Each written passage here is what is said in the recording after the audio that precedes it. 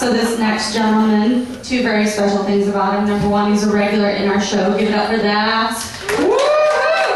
Secondly, he lives in Pasadena. Oh my God, short drive. The fucker walked here. But still, laugh loudly, get crazy. Let's give it up for Dilip Khatri.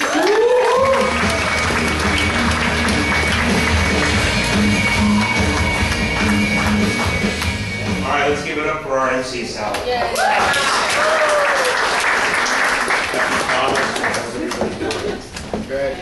So I'm from Pasadena, but I'm originally from India.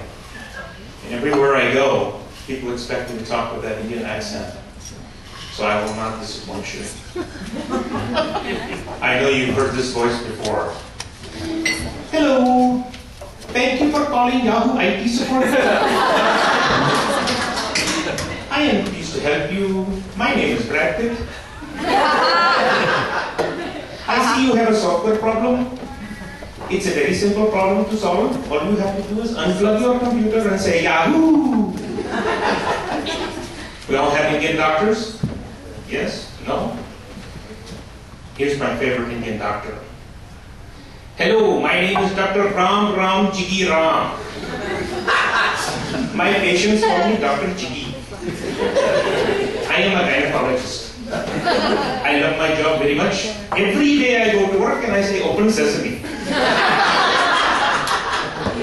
That was funny. Indians like to use three words. Basically, totally, and confused. But they don't say confused, they say confused. Let me give you an example. You ask an Indian for directions. Like, how do I get to the ice house? They'll say, well, basically, what you'll do, you'll go down the street, you'll make a left turn on Colorado, and then you'll, well, basically, I'm not totally sure, but then you'll make a left turn on Menford. But Menford is a one-way street, but I'm not totally sure, but basically, you'll then, I'm totally confused.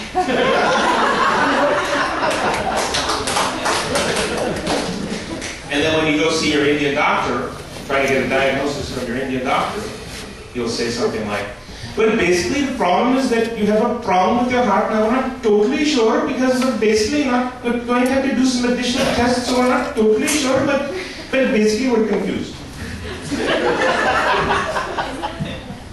Indians are cheap. They don't like to spend money. My father was a perfect example of this. When he went to buy a car, say the price of the car was, say, $28,000. My father would walk in and he would offer them $8,000. And the dealer would say, oh, we can't do that. And then my father would pull out a checkbook, write a check for $8,000, hand it to the dealer. And the dealer would go back to talk to the manager and I would say, do we have $8,000? And my father would say, don't worry about it. We'll deal with it. Let me handle this.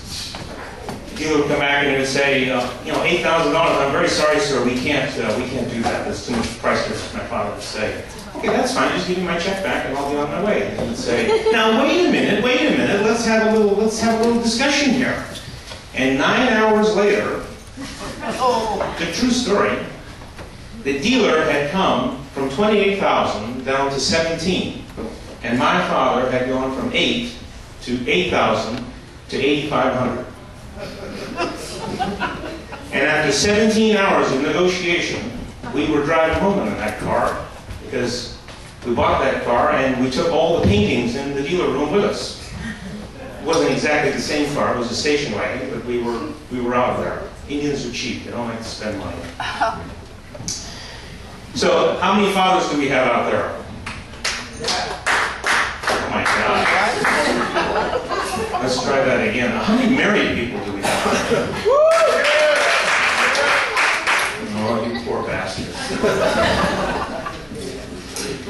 My accountant told me that I could write off the expenses from my ex-wife and claim her as a natural disaster.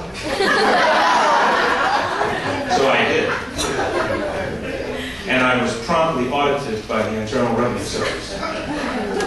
The auditor came to me and said, you can't claim your ex-wife as a natural disaster. I said, well, she was natural when she was a disaster. They said, well, we have categories of natural disaster. We have tornadoes, hurricanes, and earthquakes, and you checked off all three. I said, well, you obviously didn't know her. it's down. A tornado is a swift wind that sweeps in a matter of seconds, blows the house down, leaves you naked, homeless, with no clothes and nothing, and devastated, and standing outside wondering what the hell happened. Sounds like my ex-wife. An earthquake is a rambling, rolling motion. Sounds like a lot of fun, and then it leaves you there again, naked, homeless, with tremendous structural damage. Sounds like my ex-wife, for sure. So I'm still paying back on my taxes. So we have married people. Do we have any people in relationships with girlfriends? Oh, that's nice.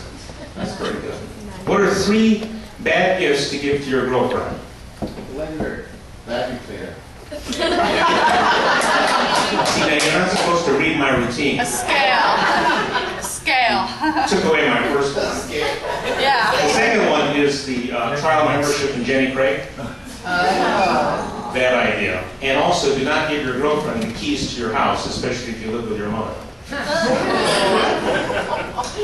Go back to the married jokes. I think I was doing better with that. What's the difference between, let's try that again. What is the difference between a married man and a beggar? One gets to keep his money. Oh my gosh. We have happily married people here. What's the difference between a married man and a man wanted by the FBI? What? One is wanted.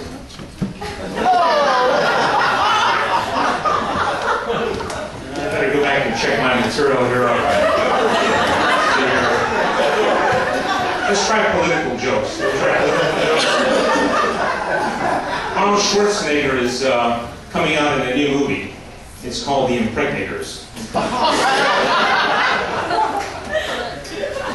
Okay, that was good. We'll skip all the wiener jokes. Governor has been kind of beaten to the death, wiener, the up and down of wiener and all of that. We don't have to do that.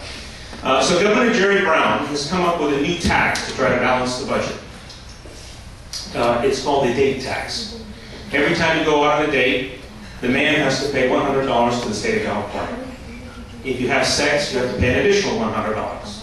If it's with a woman, you pay $250. All right, good deal. 3 rules of a happy marriage. Number 1, you must obey her. Number 2, well, it's true, isn't it? One must obey her. Yes, it's true.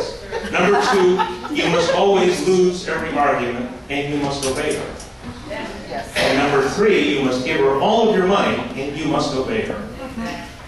So I will leave you with that thought. And one final closing prayer. For those of you that are having a stressful life, it's an Indian prayer. You just fold your hands, and you stand there, and it's done in my yoga class, and you say, Om, I don't give a shit.